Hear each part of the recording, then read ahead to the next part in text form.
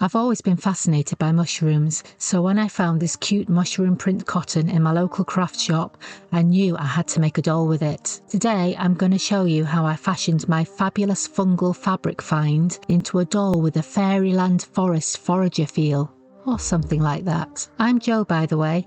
I'm a full-time textile doll artist based on a narrowboat in Wales. This red bamboo fibre is perfect for the hair. I just got some new metal beads, so I'll use some of these for jointing the limbs. I've decided to make a 22cm girl doll. I work from my own templates. The pieces are all machine sewn and cut out with pinking shears. Then I'll stuff them with Kapok. I try and pack as much Kapok in as I can until I get a smooth, firm shape. The head needs to be stuffed really firmly. You'll see why later. I keep the shape of the hands quite simple as they're so tiny. The wrist joint is just a line of stitching. I do this before I stuff the forearm to keep some flexibility. I've thought about adding a bead joint to the wrists for future dolls, just to give it a bit of extra movement. That's something I'm going to play around with soon.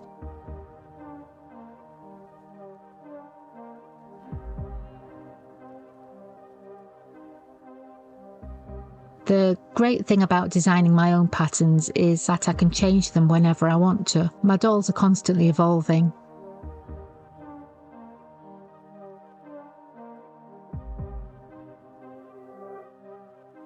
I've chosen some grey striped cotton for the legs.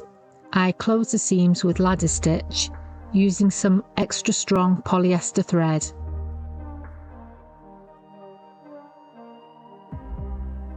Then, instead of cutting the thread, I use it to attach the bead for the knee joint. This gives it a nice neat finish and there's no visible knots.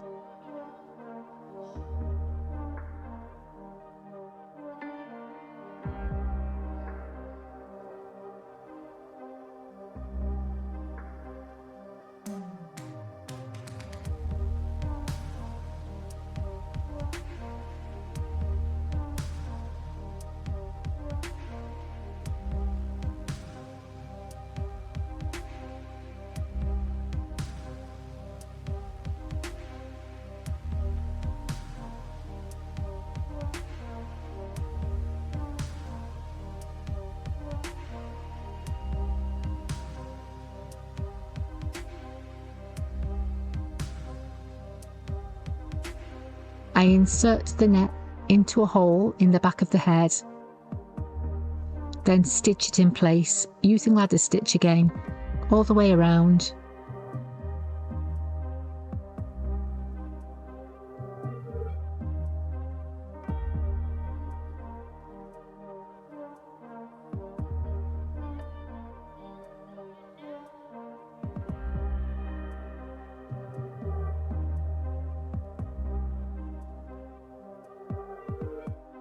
I'll hide the stitches under the hair, then it's on to the fun part. Even though I keep the features quite simple, the face sets the mood and the personality for the doll. I've already shaded the eyes with coloured pencil and set it with fixative. For the line details, I'm using Derwent Line Maker pens. These are vegan-friendly, waterproof fine liner pens. A lot of waterproof fine liners contain gelatin, but these ones don't, and the quality is still really good. I shade the mouth with Derwent Coloursoft pencils. Again, this range is all vegan friendly. I'm using a burnishing pencil to blend the colour, then I'll give it a coat of fixative spray.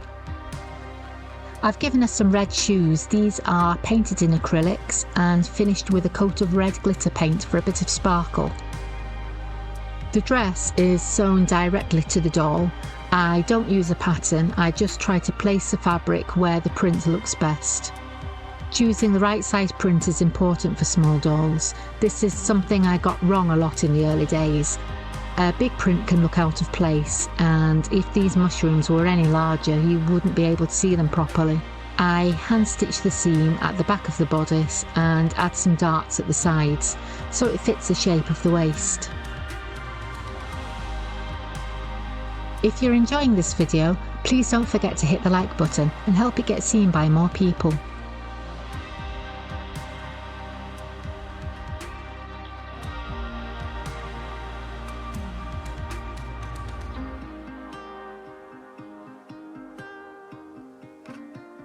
I've started experimenting with pleats quite recently.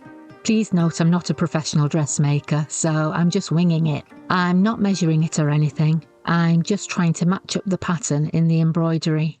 I love this little quilting iron. It doesn't take up much room on the boat and it makes jobs like this so much easier.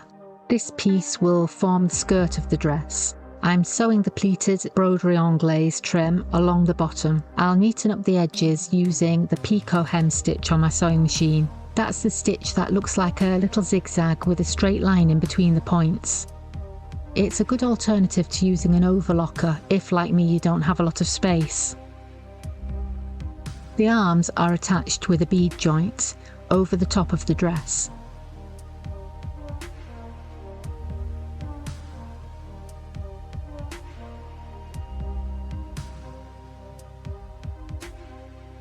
It can be a bit fiddly getting them in the right position and making sure they're symmetrical.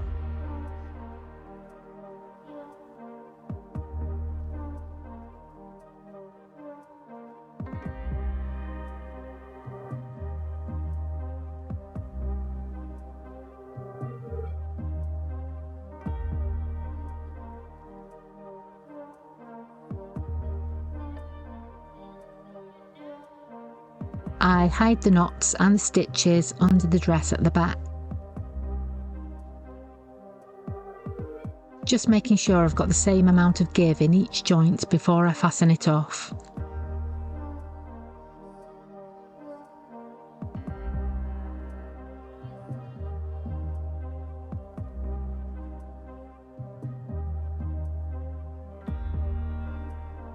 I'm needle felting the hair using a Clover pen style tool with 3 38 gauge triangular needles. As always, links to the ones I use will be in the description. Because I stuffed the head really firmly, the bamboo felts into it easily and the head keeps its shape. This won't work if the head's understuffed. I cover the whole scalp area layer by layer, keeping in mind how I'm going to style it. I want the hair to be quite full on this doll, so I'm using a lot of the bamboo fibre.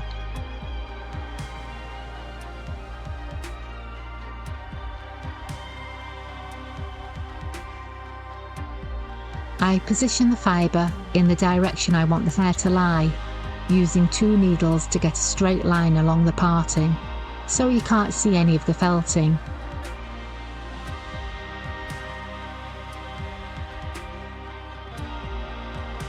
Then it's time to give her a haircut. I'm chopping into the ends bit by bit until I get it all even. I tend to leave it a little bit longer than I want it to start with, as it's always going to spring up a little bit and it ends up shorter than you think it's going to be. I want her hair to be kind of dome shaped, like the top of a mushroom.